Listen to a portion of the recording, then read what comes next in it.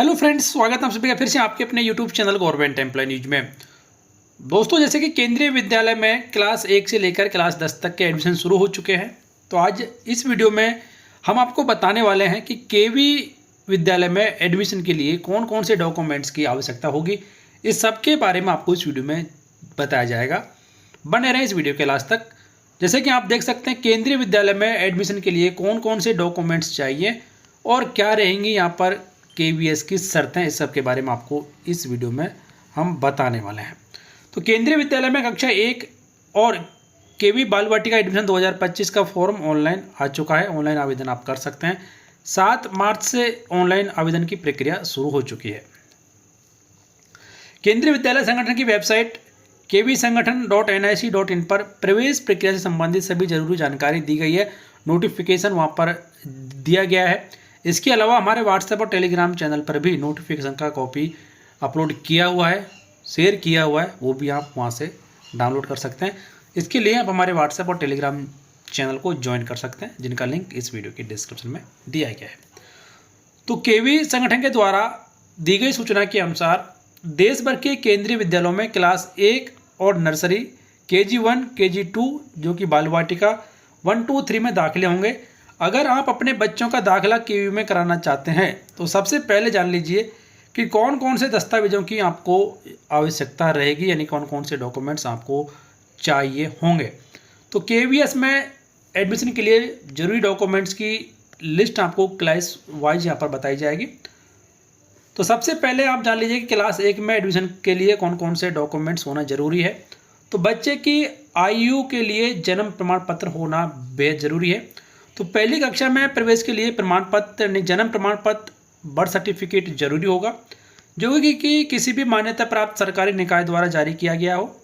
यह प्रमाण पत्र नोटिफाइड एरिया काउंसिल, नगर पालिका, नगर निगम, ग्राम पंचायत, सैन्य अस्पताल या रक्षा कर्मचारियों के सेवा रिकॉर्ड से प्राप्त किया जा सकता है। तो सबसे इम्पोर्टेंट डॉक्यूमेंट यहाँ पर कि आपको बच्चे का बर्थ सर्टिफिकेट होना बेहद ज़रूरी है। इसी के आधार पर बच्चे की आयु यहाँ पर निश्चित की जाएगी। 31 मार्च 2025 तक आपके बच्चे की उम्र यदि 6 साल है तो आप इसके लिए आवेदन कर सकते हैं क्लास 1 के लिए। कक्षा 2 से और 8 के लिए ट्रांसफ़र सर्टिफिकेट अनिवार्य नहीं है, बशर्ते छात्र की जन्म तिथि किसी सरकारी निकाय द्वारा जारी प्रमाण पत्र में दर्ज यदि है तो उसके लिए आपको ट्रांसफ़र सर्टिफिकेट लेने का आवश्यकता नहीं पड़ेगा। आरक्षित श्रेणियों के लिए प्रमाण पत्र यहाँ पर लेने होंगे। तो अनुसूचित जाति, जनजाति, आर्थिक रूप से कमजोर वर्ग EWS, अन्य पिछड़ा वर्ग OBC नॉन क्रीमी लेयर और BPL श्रेणी के लिए संबंधित सरकारी प्राधिकारी द्वारा जारी किया गया जाति प्रमाण पत्र यानी कि कास्ट सर्टिफिकेट होना जरूरी है। अगर बच्चे के नाम से सर्टिफिकेट नहीं है तो माता पिता का प्रमाण पत्र शुरुआत में स्वीकार किया जाएगा, लेकिन दाखिले के 3 महीने के अंदर बच्चे का प्रमाण पत्र जमा करना अनिवार्य यहाँ पर है।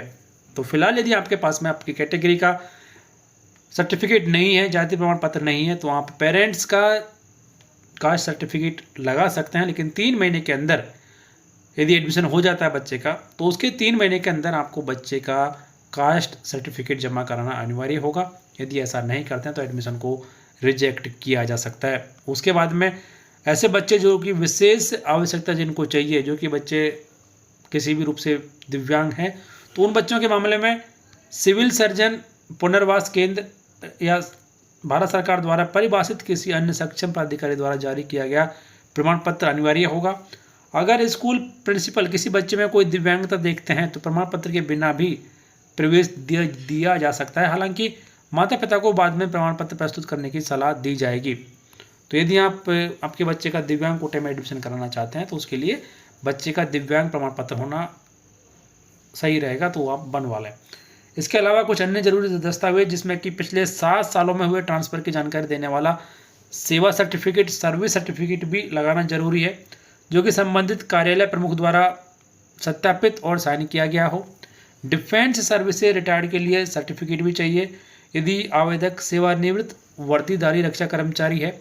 निवास प्रमाण पत्र यहाँ पर आपको चाहिए, जिसमें कि आपका जो रेजिडेंस है वो साबित हो सके कि आप उसी स्कूल के आसपास में रहते हैं। तो ये कुछ ऐसे सर्टिफिकेट हैं जिसमें आपका हो गया। सबसे पहला जो सर्टिफिकेट यहाँ पर चाहिए वो होता है यहाँ पर बच्चे का बर्थ सर्टिफिकेट। इसके अलावा जो भी सरकारी कर्मचारी है उसका सर्विस सर्टिफिकेट, फिर आपका कास्ट सर्टिफिकेट, यदि बच्चा शारीरिक रूप से दिव्यांग है तो उसका विकलांगता सर्टिफिकेट, और यदि ट्रांसफ़र बीच में हुआ तो ट्रांसफ़र सर्टिफिकेट भी तो एक आपको चाहिए होगा। लेकिन एडमिशन के लिए बर्थ सर्टिफिकेट और कास्ट सर्टिफिकेट यदि बच्चे का नहीं है तो पेरेंट्स का होना बेहद ज़रूरी है। इसी के आधार पर बच्चे का एडमिशन केंद्रीय विद्यालय में किया जा सकता है।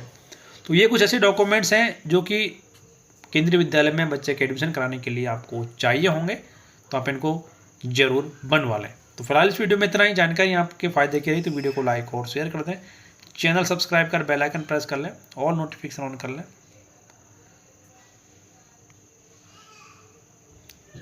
और दोस्तों इसके अलावा कुछ ऐसी महत्वपूर्ण बातें हैं जो कि आपको एडमिशन के समय पे जानना जरूरी है। एडमिशन से पहले आपके लिए जानना बेहद ज़रूरी है कि यदि आपने केंद्रीय विद्यालय में आपके बच्चे का फॉर्म यदि आप भर चुके हैं तो उसे प्रवेश का अधिकार नहीं माना जाएगा। अगर आवेदन पत्र अधूरा पाया गया तो उसे खारिज कर दिया जाएगा। गलत जानकारी या फर्जी प्रमाण पत्र के आधार पर प्राप्त प्रवेश तुरंत रद्द कर दिए जाएंगे और कोई अपील भी स्वीकार नहीं की जाएगी। कक्षा 1 के लिए पंजीकरण सिर्फ ऑनलाइन ही लिया जाएगा, अन्य कक्षाओं के लिए ऑफलाइन लिया जाएगा। 2 शिफ्ट वाले केंद्रीय विद्यालयों में दोनों पालियों को अलग अलग स्कूल माना जाएगा और शिफ्ट बदलने की अनुमति भी यहाँ पर फिलहाल नहीं दी जाएगी। अगर एक ही स्कूल में एक ही बच्चे के लिए एक से ज़्यादा फॉर्म भरे जाते हैं तो अंतिम आवेदन ही मान किया जाएगा। सेवा कैटेगरी 1, 2 और 3 और 4 के तहत एडमिशन लेने वाले स्टूडेंट के माता पिता द्वारा प्रस्तुत सर्टिफिकेट्स का वेरिफिकेशन प्रिंसिपल द्वारा किया जाएगा। प्रवेश के लिए अस्थायी रूप से चुने गए छात्रों के दस्तावेजों की गहन जांच की जाएगी ताकि उनकी प्रामाणिकता और वैधता सुनिश्चित हो सके।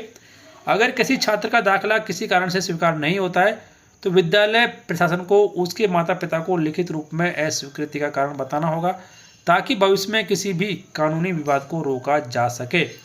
तो ये कुछ ऐसे नियम है या फिर ऐसी कुछ बातें हैं जो कि आपको जानना बेहद ज़रूरी है। तो दोस्तों फिलहाल इस वीडियो में इतना ही। वीडियो को लाइक और शेयर कर दें, चैनल सब्सक्राइब कर बेल आइकन प्रेस कर लें, ऑल नोटिफिकेशन ऑन कर दें, जिससे हर एक फ़ायदेमंद जानकारी आप सबसे पहले देख पाएंगे।